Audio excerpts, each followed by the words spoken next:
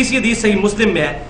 یہ کریٹیکل حدیث کہ آپ صلی اللہ علیہ وسلم نے فرمایا جب بھی تم میں سے کوئی شخص اپنے پیٹ میں گڑبڑ محسوس کرے اور معاملہ اس کے لیے مشتبہ ہو جائے، ایمبیگوس ہو جائے، یعنی بعض اوقات پیٹ میں بھی گڑ گڑ شروع ہو جاتی ہے، ہوا نہیں خارج ہو رہی ہوتی پیٹ کے اندر، تو معاملہ مشتبہ ہو جائے تو وہ اس وقت تک مسجد سے باہر نہ نکلے وضو کرنے کے لیے، یعنی نماز میں ہے اور وہ باہر نہ نکلے جب تک کہ آواز یا بدبو نہ سونگھ لے. تو یہ معاملہ ہے مریض کے لیے جس کے پیٹ کے اندر گڑ گڑ ہو رہی ہے، ظاہر ہے اس سے تو وضو ٹوٹتا بھی نہیں ہے، اس کے لیے ہے کہ جب تک یہ معاملہ ہونا ہو جائے. اور یہ ٹیکنیکلی بات ہے کہ جب کسی کا پیٹ خراب ہو اور اس طرح گڑ گڑ ہو رہی ہو اس وقت جو ہوا خارج ہوتی ہے اس کی بدبو بھی ہوتی ہے. عام حالت میں اگر کسی کو یہ یقین ہو گیا کہ میری ذرا سی ہوا بھی خارج ہوئی، چاہے بدبو آئی یا نہ آئی، آواز آئی یا نہ آئی، اس کا وضو ٹوٹ گیا، اب جان بوجھ کے پڑے گا تو نماز کی توہین ہے، دار اسلام سے خارج ہو جائے گا. تو یہ مسئلہ سمجھ لیں. لہذا یہ جو اہل بدعت اہل سنت پر اعتراض کرتے ہیں اصحاب الحدیث پر کہ یہ کہتے ہیں جی آواز نہ آئے تو اس وقت تک وضو ہی نہیں ٹوٹتا، تو یہ نبی صلی اللہ علیہ وسلم کا فرمان ہے، ذرا ایمان کا اپنا خیر منائے، حضور صلی اللہ علیہ وسلم کی حدیث کا مذاق نہ اڑائے. یہ کس کانٹیکسٹ میں وہ سمجھے، یہ بیمار بندے کے لیے جس کے لیے معاملہ ایمبیگوس ہو جائے.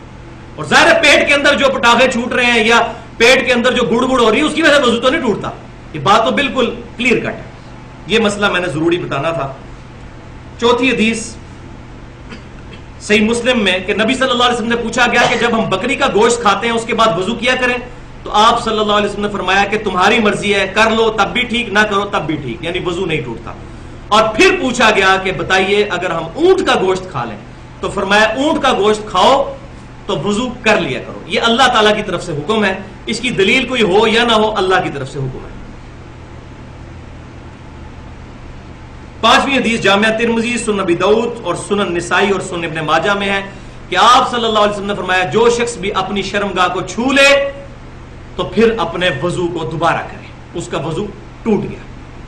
لہذا وہ جو سنن ابی داؤد کے اندر حدیث ہے وہ بھی حدیث صحیح ہے کہ نبی صلی اللہ علیہ وسلم سے جب پوچھا گیا کہ اگر کوئی شخص اپنی شرمگاہ کو ہاتھ لگا لے تو کیا اس کا وضو ٹوٹ جائے گا، تو آپ صلی اللہ علیہ وسلم نے فرمایا کہ شرمگاہ بھی تمہارے جسم کا ایک ٹکڑا ہے، کوئی حرج نہیں اس میں. وہ حدیث منسوخ ہے محدثین کی نظر میں، اور یہ حدیث اس کو یہ ناسخ ہے اس کی کہ جو بندہ شرمگاہ کو ہاتھ لگا لے. ویسے ٹیکنیکلی بھی یہ بات سمجھ آتی ہے کہ جو اتنی ایکسٹریم تک گیا ہوا ہے اس کو وضو کر لینا چاہیے دوبارہ. چھٹی حدیث صحیح ابن حبان میں اور سنن دارقطنی میں اور مسند امام شافعی میں آپ صلی اللہ علیہ وسلم نے فرمایا کہ اگر کوئی شخص اپنی شرمگاہ کو بغیر کسی کپڑے کے حائل ہوئے چھوئے تو وہ وضو کرے، اور اگر کپڑے کے ساتھ چھوئے تو پھر وضو کرنے کی حاجت نہیں. یعنی اگر کسی شخص نے کپڑے کے باہر سے ہی شرمگاہ کو ہاتھ لگا لیا تو اس کا وضو ٹوٹا نہیں ہے. پھر ساتویں حدیث جامعہ ترمذی، سنن ابی داؤد اور سنن ابن ماجہ کی کہ آپ صلی اللہ علیہ وسلم نے فرمایا جو شخص بسم اللہ نہیں پڑھتا اس کا وضو نہیں ہے. اس بات کو سمجھ لیں، اس حدیث پر کسی محدث نے یہ باب نہیں باندھا کہ بسم اللہ کے بغیر وضو نہیں ہوتا، یہ صرف افضلیت کے طور پر ہے. جیسا کہ یہ حدیث میں ہے، صحیح بخاری اور مسلم کی متفق علیہ حدیث ہے، تم میں سے کوئی شخص اس وقت تک مومن ہی نہیں ہو سکتا جب تک کہ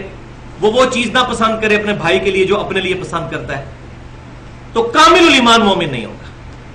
بعض اوقات تو ایسا ہو بھی سکتا ہے. تو اس پر کسی محدث کا باب نہیں کہ بسم اللہ کے بغیر وضو نہیں ہوتا. جس کو یاد ہے بسم اللہ پڑھنی اس نے جان بوجھ کے نہیں پڑھی اس کا وضو واقعی نہیں ہے. اور اگر کوئی شخص بھول گیا تو قرآن پاک میں بھی 4 فرائض آئے ہیں، اس میں بسم اللہ کا ذکر نہیں ہے،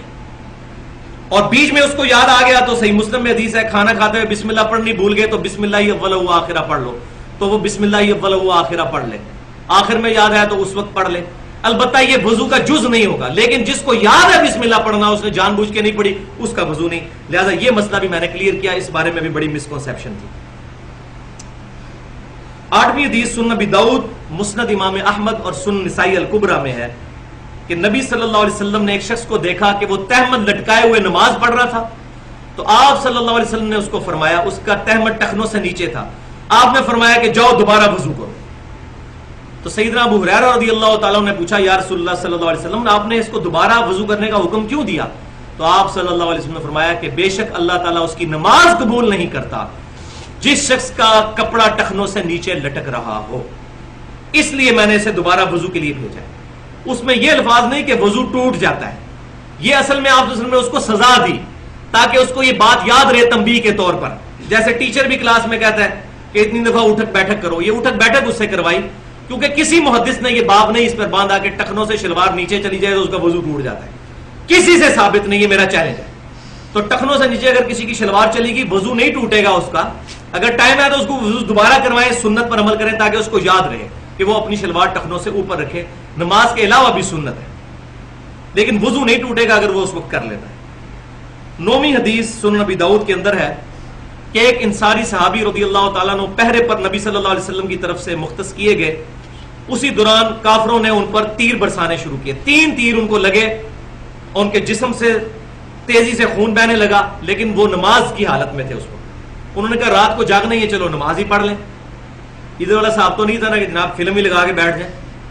تو انہوں نے کہا نماز ہی پڑھ دوں، میں پہرا تو کرنا ہی ہے، جاگ تو رہا ہی ہوں، چلو اللہ کے لیے